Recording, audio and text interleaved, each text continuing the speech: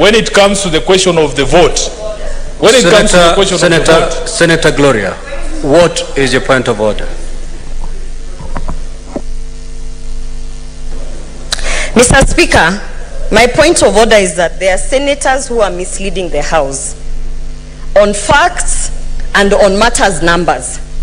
And Mr. Speaker, my point of order, even to Senator Boni Walale and to Senator Edwin Sifuna, is that you cannot come to Senate and actually institute discrimination by trying to convince this House that there is a formula that says that when you have less women at the table of representation, that is the formula that Kenyans should accept because it works best for gender. That is misleading the House.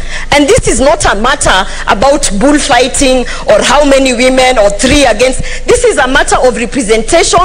And Mr. Speaker, you should not allow the conversations that are going on in this House to continue, because this is a house of order.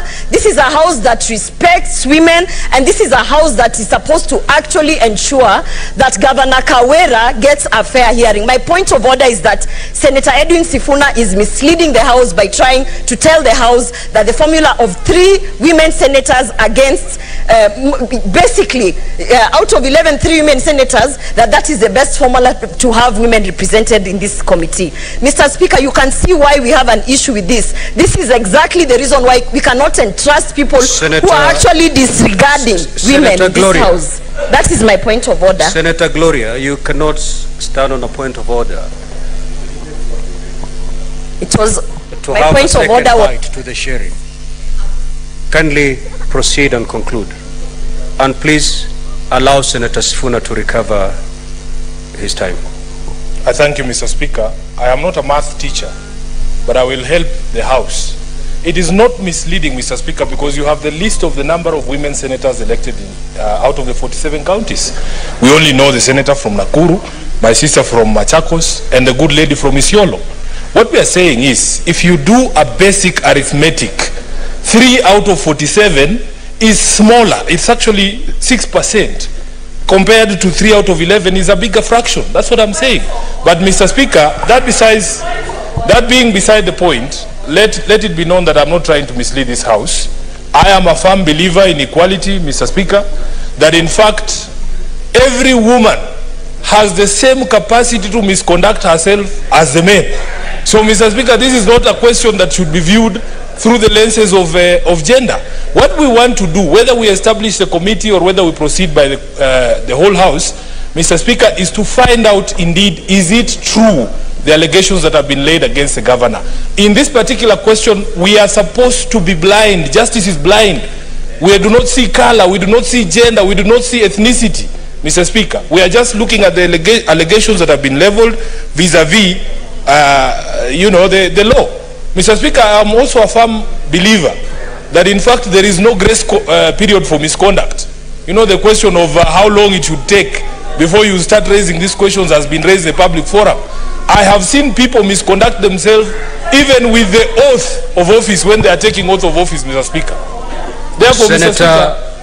Speaker, may the senator be heard in silence, please. Thank you, Senator Mr. Speaker. Gloria. Kindly proceed and conclude your contribution. Mr. Speaker, therefore, what I want to encourage this House, because I was feeling the weight of responsibility as a person who's been proposed to sit on this committee, somebody who's supposed to miss Christmas with his family.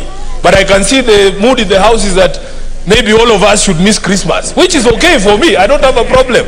I am just saying, Mr. Speaker, that I wish I was not part of that committee, that it was Senator Gloria here sitting here to spend her Christmas here. But if you want us all to spend Christmas here, it is also okay, Mr. Speaker. So, in conclusion, Mr. Speaker. Senator Gloria, we are not in some market in the outskirts of Nairobi. If you need to make a point of order, you press the button. It will be upon the chair to give you the platform or to deny you the platform. Kindly proceed. Mr. Speaker, can I conclude? Because we were with you here, Mr. Speaker, just a few weeks ago when there were the Yala games going on. And it's a similar thing with the Christmas holidays, Mr. Speaker. We had problems raising quorum in this House, Mr. Speaker, if you remember, because most of the members chose to go to Juba. we are going to have the same problem. These people are just saying here, oh, we want the whole house, we want the whole house. But we know the members of this house who are committed to come and actually prosecute matters here, Mr. Speaker. So we might have better success. Mr. Speaker, I need your protection. Mr. Speaker, I need your protection. Because this is something we have experienced, Mr. Speaker. That in fact Senator Sifuna, just take a seat. Honorable Senators, it is not the wish of the chair to send any senator out of these chambers. But that's my wish.